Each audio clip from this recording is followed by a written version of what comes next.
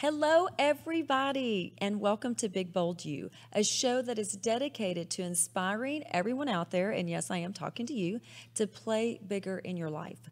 I know that you think that you're doing something amazing and wonderful and great, but I promise you, I know that you can play bigger and do even more. You've been given gifts and talents, and you're not supposed to hide them. You're supposed to multiply them. We're inspiring people to be bolder, which means you're going to have to get out of your comfort zones, because we want to help each and every one of you and to turn around and help more people in this world become the best versions of themselves.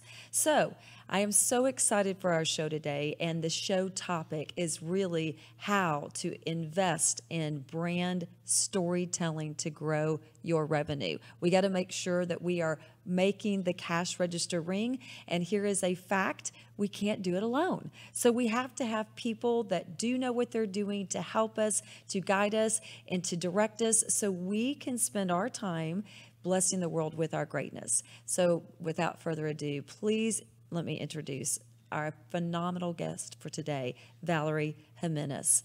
Valerie is the CEO and founder of Bold Identity and our entity, and she is going to tell us all about her company, what she's doing, how she got involved with the company, and really how she can help each and every one of us invest in our brand storytelling to grow our revenue. So Valerie, welcome to the show. Thank you. Thank you for inviting me, Jens, and I'm really excited to be here and talking about one of the most amazing and most fun topics ever.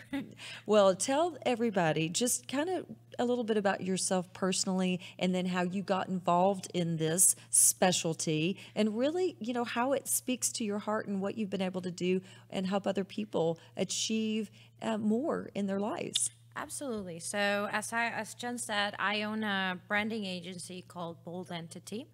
I started this 7 years ago. It's actually going to be our 8th year in November, so pretty close to there. And we do everything related to branding strategy, brand creative, brand experiences. So what does that mean? It means anywhere from starting to understand what kind of stories are the ones that are going to connect emotionally with your customer. We unveil them through brand strategy, and then we use all of those findings to create things like logos and websites and social media strategies and video and things like that. And so we are pretty much really concerned about really unveiling. We say we don't tell stories, we unveil stories. Right. And you know, I think one of the most important things that people need to realize is, you know, you said something I think that was very important, which is, what are the stories that are authentic and real in your life that are going to evoke emotion in other people? Because I don't care, you think you know what's going to invoke emotion for other people, but you can't do this all by yourself. So if somebody is interested, first let's talk about, what is branding? What does that mean to begin with? Because a lot of people, I know, they think that it's just a logo or it's your color, the colors that you pick, but there's so much more to branding than what meets the eye. Yeah, absolutely. And so, you know, we spend a lot of time educating at Bold Entity about the difference between what a brand is, or what branding is, and what marketing is. And so, Siggy, if you could bring up the slide. So a brand is really feelings and ideas, versus marketing are messages.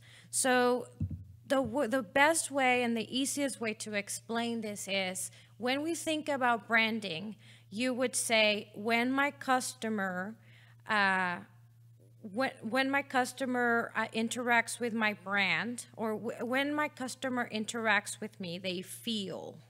So feel X, right? Like fill in the blank. They feel empowered. They feel sophisticated. They feel powerful. When it comes to marketing, marketing is when my customer interacts with me, they know what, right? It's like they know that I'm a branding agency, for instance. So that's really the difference there between branding and that's marketing. what you had on those slides. Correct. Ziggy, you got to put that slide up one more time. You got to put you got to put that slide up one more time, because this is a slide, in my opinion, that everybody, if you're in business, whether you have a brick and mortar business or whether you're a solo entrepreneur, doesn't matter what it is that you're doing, people need to understand the difference. So this is something that you want to screenshot this, and you want to basically memorize this so you understand what a brand is and what marketing is, and then you really understand how important storytelling is to your brand. So how do you incorporate the storytelling, and how do you know which stories to help somebody pick to share with the world? Right. So we kind of have to back up a little bit and just understand that, okay, so if we were talking about branding our feelings, so it's important to understand that it's not about, I mean, there's a quote from Maya Angelou that we're putting up here. People will forget what you said, people will forget what you did, but people will never forget how you made them feel. Exactly. And so this is really important, why branding has to be in your strategy. And you know, one of the things that is very, very important to branding is the storytelling factor. So before marketing and before branding, we told stories to educate That's others. right. That's exactly you know, right. Before advertising, people used to, we used to learn from myths and things like that. And so that's the reason why storytelling is so important. And you know, I know this is going to be so funny and silly, because everybody that knows me knows I'm all about laughter, but it reminds me of that movie Tommy Boy. Have you ever watched that movie Tommy Boy, where one of the scenes, Tommy Boy, what was the name of that actor, Ziggy? What was the name of Chris Farley? Yeah, Chris Farley. So Chris Farley's dad owns this amazing auto some type of shop. I can't even remember, but his dad passes away and he is going to sell, and what he starts to do is he's telling a story. And people don't realize that, like you said, back in the old days, that's how you did business. You told stories, you connected with people, people connected with you. And really we're still doing that today. But I think sometimes when something is so simple and easy, you think it can't be this simple and easy. Yes. And we try to make it difficult. So how do you go about making it easier? Well, I mean, a lot of what we spend time at Bold Entity doing is making sure that stories are authentic. One of the most, and also unveiling rather than just making up stories. Mm-hmm. And so when you think about businesses, not all of us have incredible stories, right, to tell. Yes. And so we have to figure out what are those stories that are going to connect, that are true, and that are also impactful. And so the most important story that a business should be telling is that without any industry jargon or without any technical terms into the story, we gotta tell the story of how your customer feels in the beginning, how we're able to help them in the middle, and in the end, how successful they are with our help, right? It's like that's the most essential story that anybody should be able to tell. And you know, I think a lot of times people don't realize it, whether you are a business or you're a solo entrepreneur, that you really need to be telling people the problems that you solve and the pains that you can help alleviate. Exactly. You know, I think that the 2 slides again are so important because most people, they want to just they just want to market. They want to tell people what they do, and they're sending the messages, but emotionally people know, I'm confused. I'm not getting the customers that I want. I'm not making the money that I'm making. They understand what their problems and their pain is, but as a business or as an entrepreneur, to attract the right people to you, you need to be able to communicate what problems can you fix or help and what pains can you alleviate. Exactly. And then, I mean, it's important, and if we can bring up the next slide, you know, one of the things that also we spend a lot of time debunking is what are really stories. And so stories is not a book. You know, you're not going to write 3 pages about how wonderful your company is. It's a combination of short stories that connect better. They're all kind of tied to each other. That's something that also we spend a lot of time, you know, kind of educating people on. They won't work unless they are highly visual. So a lot of people think, oh, okay, well, I wrote all the story and there are no visuals and they'll still work. Unlikely. So, well, you know, I think one of the reasons it's unlikely is because the way our brain thinks is our brain sees in images. Correct. So although writing is amazing and I love to read, it's very few people that really can paint that clear picture with words. You need images. People have to see, and that's what sticks in their mind. Exactly. And those images are also like, consider how they're going to make you feel, right? It's like we go back to branding. Definitely. Now, I think there was another interesting point that you said, which is the stories have to be real. Yes.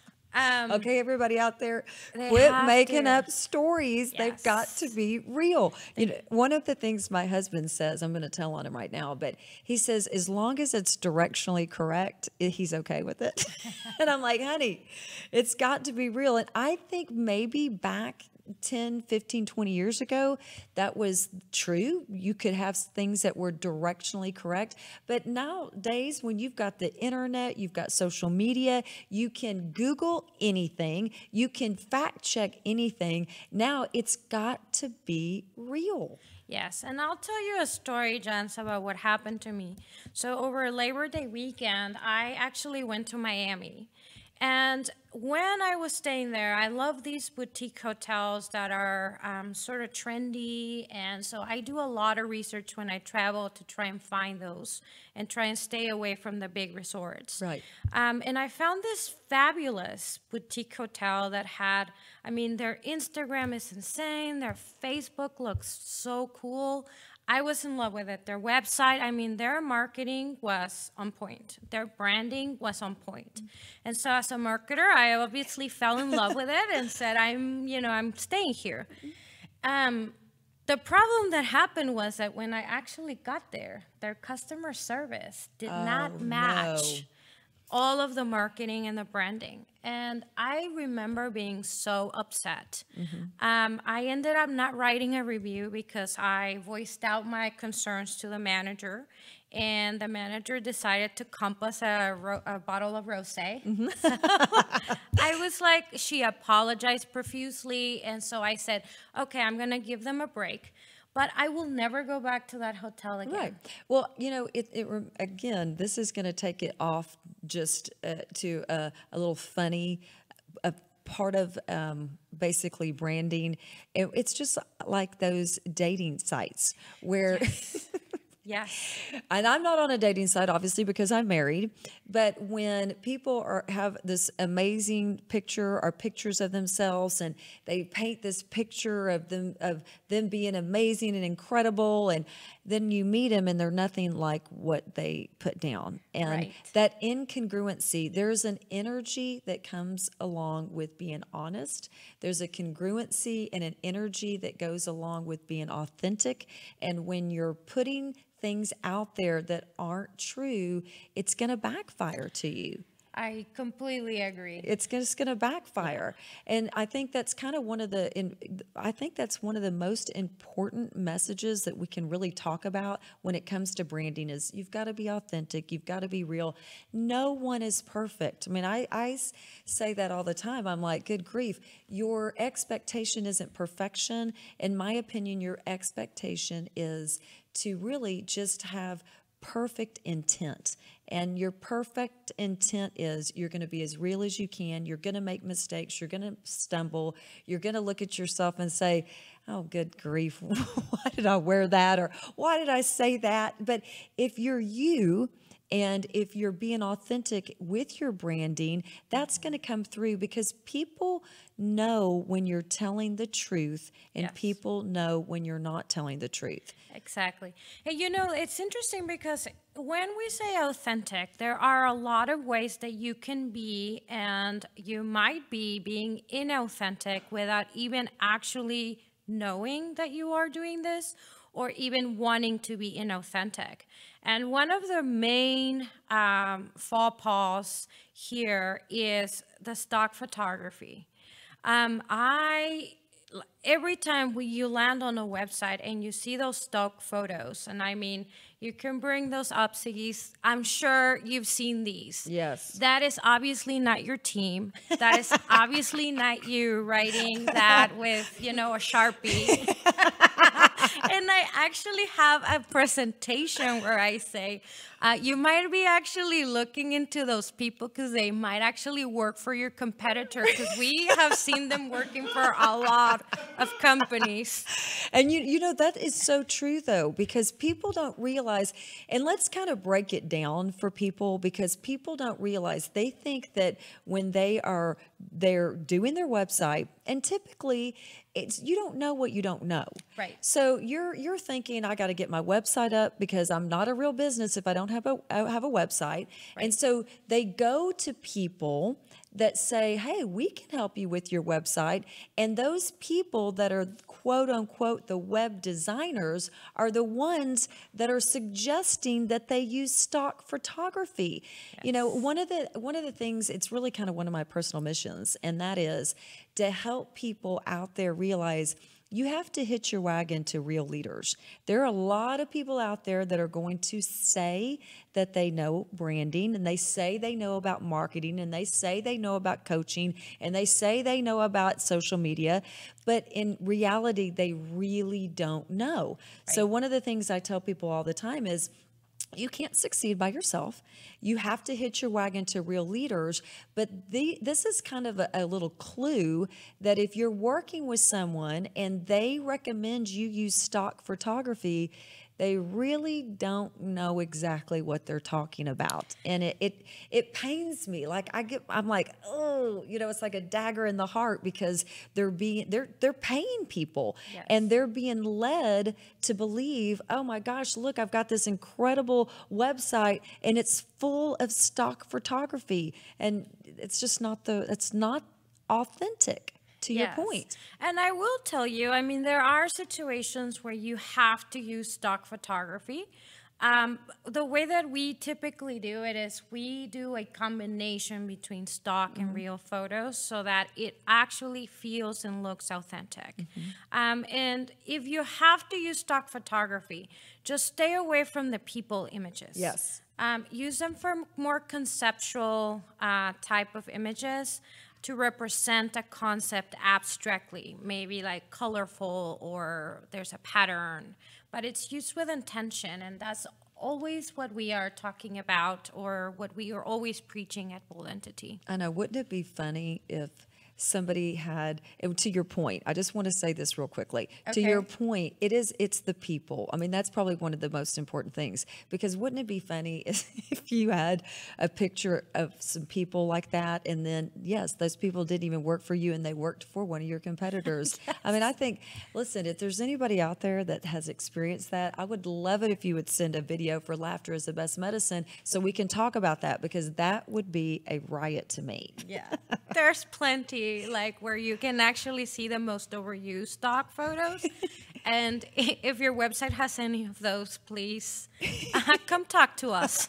We can help. Yeah, what we need to do is we need to have some of the most overused stock photography, because here's the thing, Valerie, people don't know. Yes. They don't know. They're being led and they think that they're doing the right thing. And you know what? First of all, don't beat yourself up because you're in action. I mean, we learn. That is true. We learn from everything we do. And probably Valerie and I, the reason why we know some of these things is because we've made the same mistakes before. Yes. We've made the same mistakes, but it is really important who you choose to listen to. And with regards to your brand, you can't do it by yourself. It does need to be authentic. You do need to tell those stories. And I think one of the best ways to tell stories is video. So kind of speak to us about video and what people need to know about that. Yeah, I mean, the video has to be intentional, and we have to always remember that video is not, it's easy to fall in the traps of I get in front of the camera and I look fantastic and all that, right? Sometimes it's hard to remember that it's not about us, it's about what the message that we're delivering and the feeling that we want to evoke. And so a lot of the times it's like, okay, before you even turn on a camera, it's more important to actually spend time trying to decipher what kind of messages am I going to speak about. And those have to be very visual and not just like camera looking at us. You know, there's something called B-roll in the industry, which we can actually utilize to effectively convey that message. Well, and you know, and again, we're going to go back to when you don't know what you're doing. Now, something is better than not doing anything at all. Right. And obviously, the more you're in front of a camera and the more you do video work, even though you don't know what you're doing, but you're getting comfortable, that's better than not doing anything at all. You just got to start. You got to do something.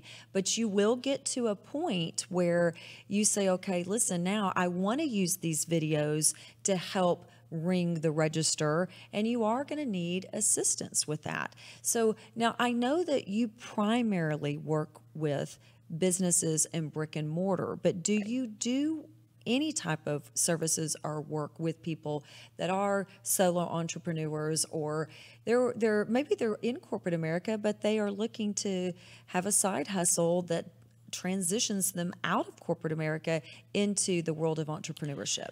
Yeah, absolutely. We have helped so many consultants and coaches over the year. Those are, the most prevalent example of how, and I mean, Jones, you have an amazing brand that makes people feel empowered, right? Thank you. And so the same way that whenever you're thinking about solo, like I'm a solopreneur, you should be thinking about how do I want my customer or my ideal customer to feel? Is it inspired, motivated? Is it powerful? Is it successful? Probably a lot of those are true. And so a lot of the things that you are doing with your marketing should support that feeling. Well, one of the things that I did when I started, I started my career in corporate America, and I love people. My name actually, Jens, is the French word for people. And I just have a special place in my heart for people, and I see people's gifts and I see their talents, and it really breaks my heart when people don't believe in themselves and they don't think that they can do more. And what I started to do was I just started to tell everybody that I came in contact with that you can do it. I love you. You're important. And I started to realize that the gifts and talents that I had been given and been blessed with, I started to multiply them by just inspiring other people into action. Then my master's degree is in training and development. So one of the things I love to do is I love to help develop people. And I used to say all the time, there are A players, there are B players, and there are C players. And the only way that you get better results is if you develop yourselves into a higher developed person. And what I started to realize is that when I started to just share what was in my heart, people that felt the same way started to become attracted to me, and people that had gifts and talents in branding and marketing started to say, you know what, Jens, we want to help you really bless the world with your gifts and talents and do more. And I attracted those people to me. And I've just been very blessed to be able to have the gift of discernment, to be able to understand, you know, listen, this person knows what they're talking about, and this person is in the process of learning. And that was one of the things when the very first time I met you, which I met you through eWoman Network, you had come to an event, and the first time I met you, I immediately said, this woman is a powerful person, and you know what you're talking about. And that's one of the things that I think it's very important to me, that if I'm going to promote someone, you know, I'm a leader and people follow me, and I want to make sure that I'm always promoting real leaders. And you've been a major impact in my life, and I've just, you know, I haven't even known you for a year yet. Thank you. So I highly just am and just inspired by what you're doing, and it's an inspiration for all of us, for sure. Thank you. I really appreciate that. You know, and I spend a lot of time personally involved with my clients. And one of the things that I want to make sure, and you guys can visit my website and see how that goes, and even follow us on social media. But a lot of what we do at Bold Entity is making people feel like they can do it. Mm-hmm. You know, entrepreneurship is such a hard life. Yes. And a lot of the times we spend trying to kind of coach ourselves out of fear and out of like insecurities and things like that. And so I wanted my clients to feel like marketing shouldn't be one of them.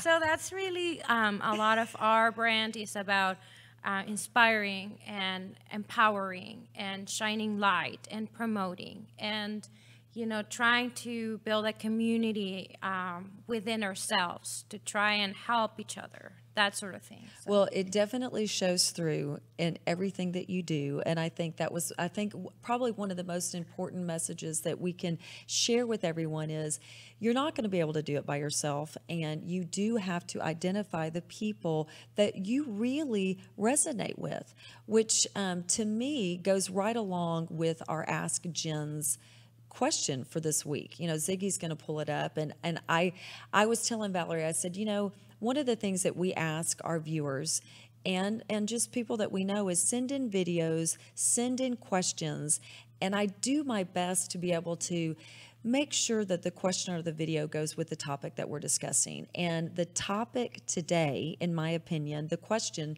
goes perfectly with what we're discussing, which is what's the best way to connect with my ideal client? So I think it's important that we understand that it doesn't matter what you're selling, it doesn't matter what industry you're in, you are your product. People are buying you. And because people are buying you, when you identify, you know, what is or who are your ideal clients, well, step number one, you got to write those down. You've got to write down who are the people that are most like me? Who am I like? What are the problems that I'm helping solve? What are the pains that I'm helping to alleviate? And understand that you're marketing and you're branding to really the people that are like you. You're going to be attracting those people that are most like you. And I think sometimes people try to attract clients and customers that you are not alike. I can't tell you how many times I'll sit down with clients that will say, my ideal client is someone that is high end and XYZ, but they themselves are not high end, and there is a lack of authenticity, and it's not congruent. I think the second thing we need to do is really ask your clients, your current clients and your past clients, what do you love about me? What attracted you to me? And what did I help you solve? What were the results that I helped you receive? And then the third thing is you've got to pick common themes and believe them. I think a lot of times people believe that they do or they help in a certain way, but yet when they ask other people, they realize, no, they're really not helping in that way. And then the fourth, which we've discussed here a lot today, is find the right leaders to hitch your wagon to, and then be coachable. Do what they say to do.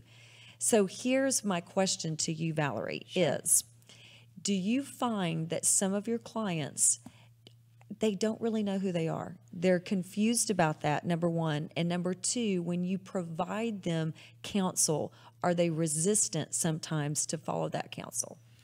So, yes, I mean, a lot of times we get confused about who we really are and who we want to be. And this is where the authenticity comes into play.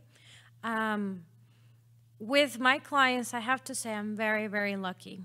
There's a lot of trust that goes into my client agency relationship and bold entity. And it's gotten to the point where when we say this is what you should do, they almost all of the time trust us with that. So I have to say we're kind of lucky with that. Well, and I think that is something that's really important in ourselves is, when you find yourself resisting a great idea, what you want to do is stop and say, hold on a second. If I'm resisting this and I've got people that are around me that are telling me this and this is for my good, we have to listen to that and lean in. A lot of times when we resist is when that's exactly what we need to do.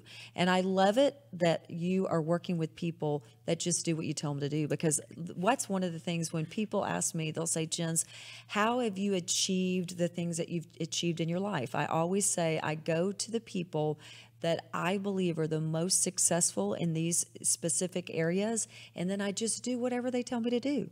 I don't resist them. I'm paying them money 9 out of 10 times. Exactly. 99.9% of the times I'm paying them money, and I've done my due diligence, so I know they're legit, and I just do what they say to do. I don't overanalyze things. Yes. I just do, and that means I make a lot of mistakes, and I fall down a lot. I skin my knees, but that's what Band-Aids are for. And I just get back up on the bike and I just keep riding. So I do think that the relationship is very important, and I love it that you're close to your clients because you have to be in your industry. Yeah, and that brings a really great point. If you are an entrepreneur and you are thinking of playing this game, you better trust the agency that you are going to work with. And spend a lot of time making sure that these people actually understand your business, that they do have that mindset of wanting to help instead of wanting to charge you. Mm-hmm. And once you find them, trust them. Exactly. Because a lot of what our role in marketing, we spend an enormous amount of time trying to educate people and trying to take them out of misconceptions. And so it's almost like, do you want your marketing agency to try and spend all of their time convincing you about the things that they know are right? Or do you actually want them to do stuff for you? Yes. Yes, do exactly. What you hired them to do, essentially, right? Exactly. It's one of those things where I don't know about you, but there's only so many hours in a day, and there's almost only so many hours that you have allocated to certain clients. And when you spend your time arguing with people that you've paid, what's going to happen, to your point, is the money that you've paid them to do that job, they are spending trying to teach and convince you why this is the best way to do something. And, it's just not smart. It's not the smart thing to do. Now, don't be mad at yourself if you've done that before. Just decide today you're not going to do that anymore, okay? Just decide you're not doing that. But I know personally, before we get into the laughter is the best medicine, there's a couple of things I wanted to say. Sure. I know personally there are clients that I won't work with, and there are people that I love dearly, but they're not coachable. They want to do everything their way. And I have a mission, and my mission is to make this world a better place. And the only way I can do it is if I can help develop other people, help other people bless this world with their greatness and their gifts and their talents. I can't do it alone. You can't do it alone. That would be insane. So the only way we can really make a positive impact on this world is to work with the people that are ready and that are willing. But those that aren't, you know what? You just got to stay close to people until you are, and just keep moving in action. Now, the second thing I want to say before we get into laughter is the best medicine is how we were discussing earlier how fear stops people from doing things. And you had shared that you have had a fear your whole life of water. And I want you to share with our viewers what you've done over the last few years to overcome that fear, and how in spite of the fear you're continuing to do it. Yeah, absolutely. So, I've always had this dream in my adulthood that I fall into water, and so I'm terrified of water, terrified. If you put me in a pool and I'm hanging out, I'm really not terrified like that. But if you try and submerge my head into the water, I would freak out. So finally one day I said, I have to get over this. And what does Valerie do? She goes and decides that she wants to get scuba certified. Which is crazy. Yes, really crazy. Most of the instructors were really freaked out by this, I have to say. So if they're watching, thank you for being patient.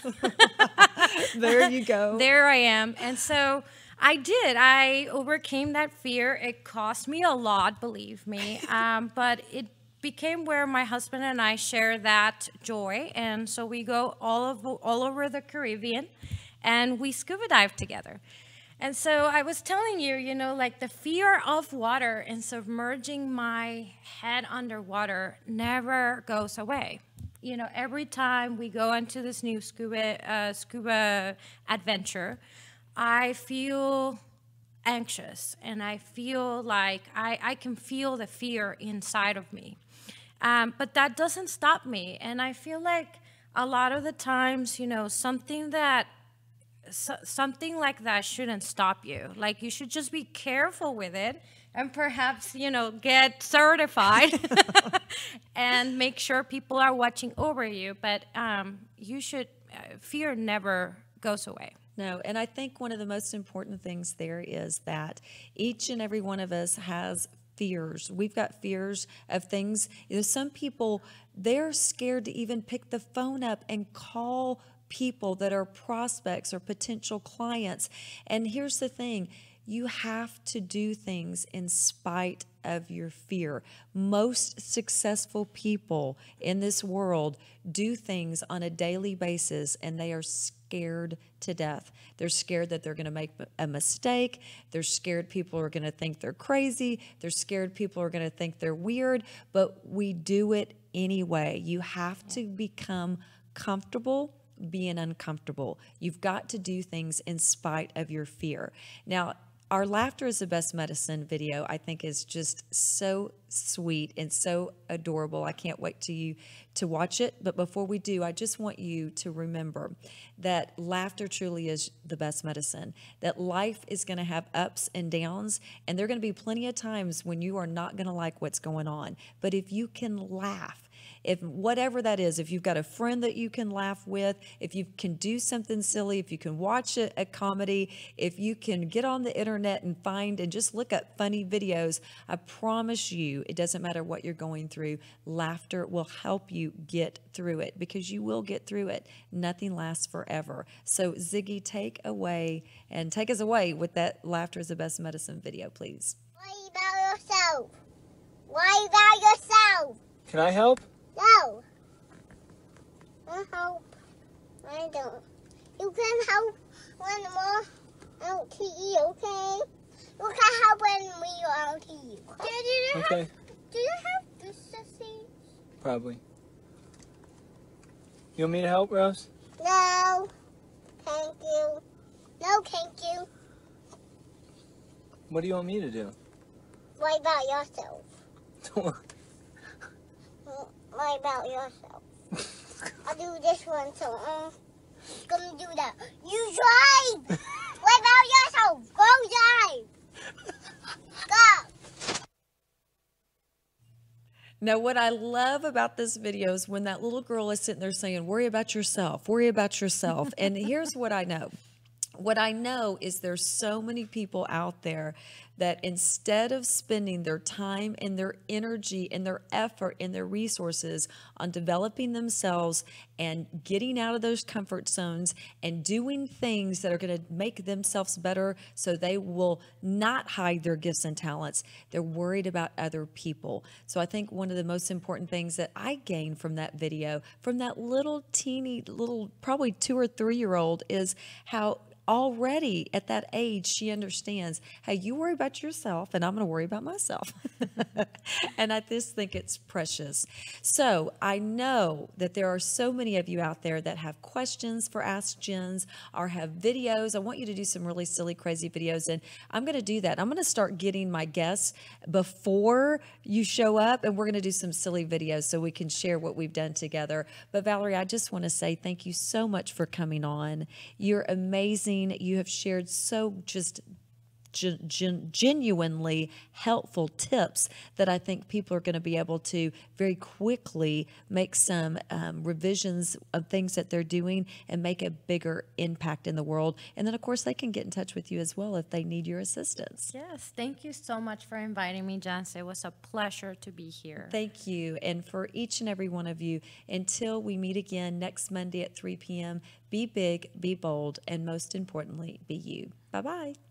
Bye.